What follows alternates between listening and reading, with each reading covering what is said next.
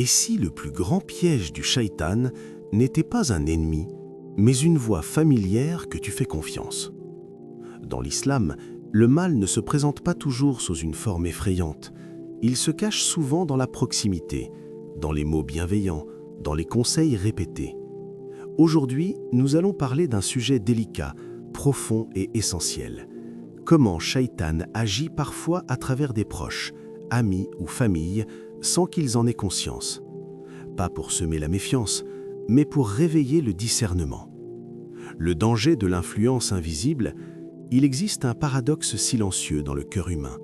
Plus une personne est proche, moins nous la filtrons. Le cerveau baisse la garde, il se détend, il confond l'habitude avec la sécurité.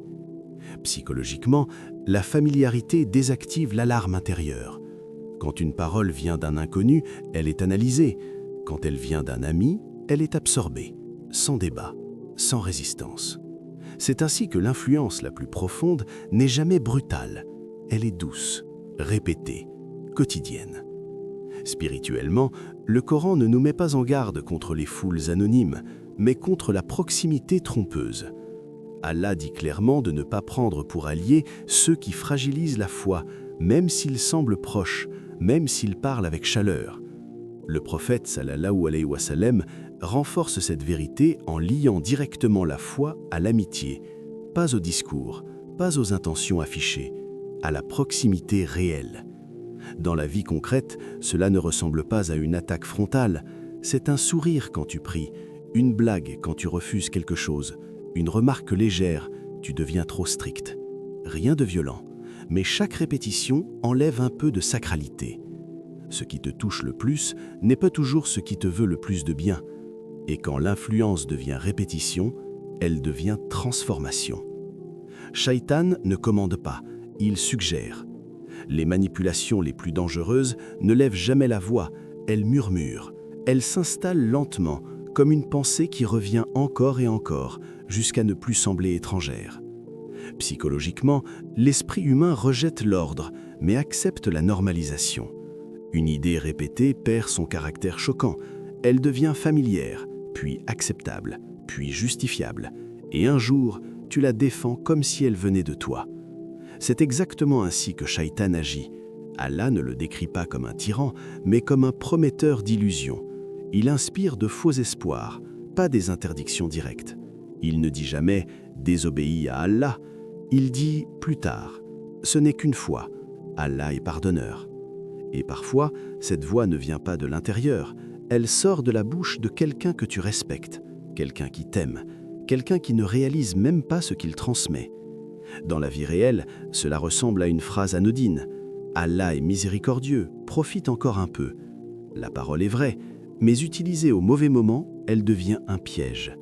Le mensonge le plus dangereux contient toujours une part de vérité. Mais lorsque l'influence descend du mental vers le cœur, les conséquences deviennent plus profondes. Quand l'amour devient une épreuve, l'amour n'opprime pas, il lie. Et c'est justement pour cela qu'il peut devenir une épreuve silencieuse. Psychologiquement, aimer crée une dette invisible. On se sent redevable, on veut préserver l'harmonie. Alors quand une parole nous blesse intérieurement, on ne répond pas. Quand une remarque affaiblit notre foi, on sourit. Quand un comportement nous éloigne d'Allah, on s'adapte. Pas par faiblesse, par attachement. Le cœur humain préfère parfois la paix émotionnelle à la vérité spirituelle. Il choisit de ne pas décevoir, plutôt que de se redresser. Allah met en garde avec une lucidité saisissante.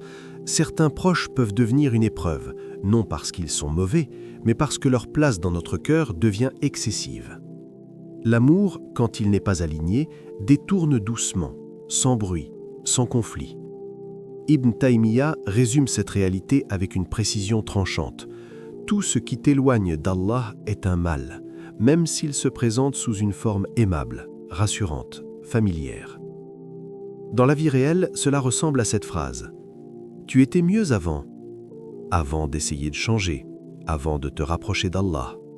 Mais mieux pour qui? Tout amour qui t'éloigne d'Allah doit être rééquilibré, pas adoré. Et lorsque la foi commence à faiblir, le discernement disparaît. Le discernement est une lumière, pas une suspicion. Le discernement n'est pas une méfiance maladive, ce n'est pas voir le mal partout, c'est voir clair à l'intérieur. Psychologiquement, le discernement est une forme de lucidité émotionnelle. Il ne juge pas les intentions, il observe les effets. Il ne demande pas « que voulait-il dire ?», il demande « qu'est-ce que cela produit en moi ?» Certaines paroles apaisent, d'autres fatiguent l'âme, certaines relations élèvent, d'autres laissent une lourdeur invisible, difficile à expliquer, mais impossible à ignorer. Spirituellement, Allah décrit la guidance comme une lumière qui fait passer des ténèbres à la clarté. Quand cette lumière est présente, le cœur devient sensible. Il perçoit ce qui l'éloigne avant même que l'esprit ne formule une explication. C'est pour cela que le prophète sallallahu alayhi wa sallam invoquait constamment pour la vérité, pas seulement pour la connaître, mais pour avoir la force de la reconnaître et de la suivre. Dans la vie réelle, le discernement se manifeste par des signes discrets. Après certaines discussions, tu ressens un malaise. Ton cœur se ferme. Ta prière devient mécanique, lourde, sans goût. Ce n'est pas de l'imagination, c'est un signal intérieur. Le cœur croyant reconnaît ce que l'esprit hésite à admettre. Mais Allah, dans sa sagesse, ne laisse jamais le croyant seul. Pourquoi Allah permet ces épreuves ? Certaines épreuves ne brisent pas le cœur, elles le révèlent. Psychologiquement, les épreuves relationnelles sont parmi les plus formatrices. Elles forcent un choix intérieur, rester fidèle à ce qui rassure ou à ce qui élève. Elles exposent nos priorités réelles, pas celles que l'on proclame. Quand une relation devient inconfortable parce que tu changes, ce n'est pas un hasard, c'est un miroir. Il montre ce que chacun attend de toi et ce que toi, tu attends de ta vie.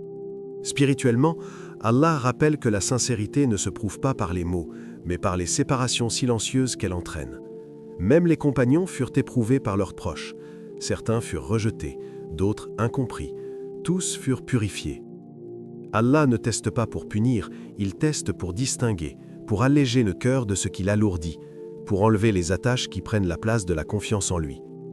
Dans la réalité, cela se manifeste simplement.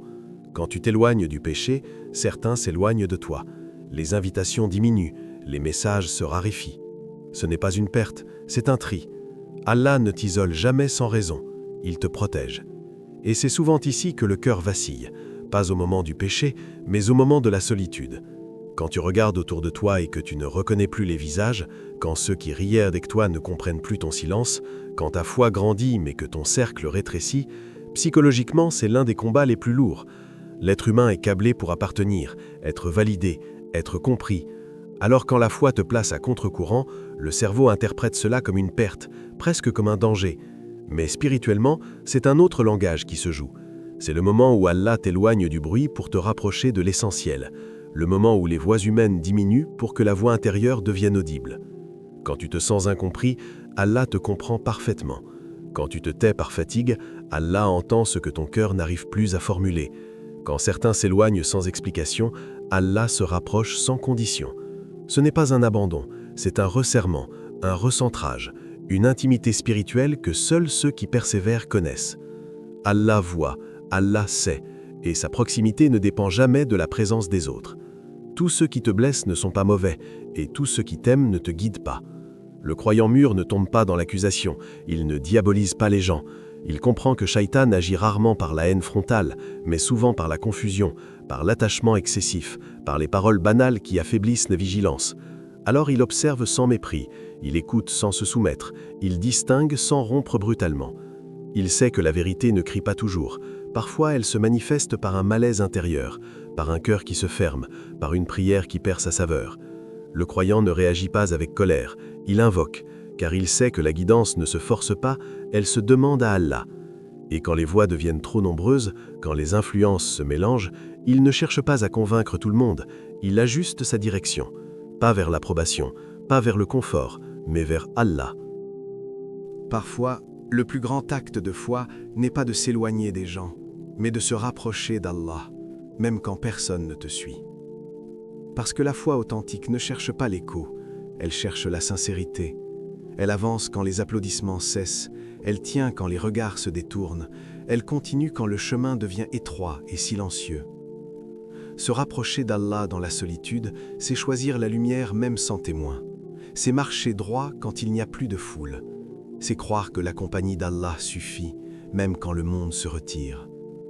Et celui qui choisit Allah dans le silence ne marche jamais vraiment seul.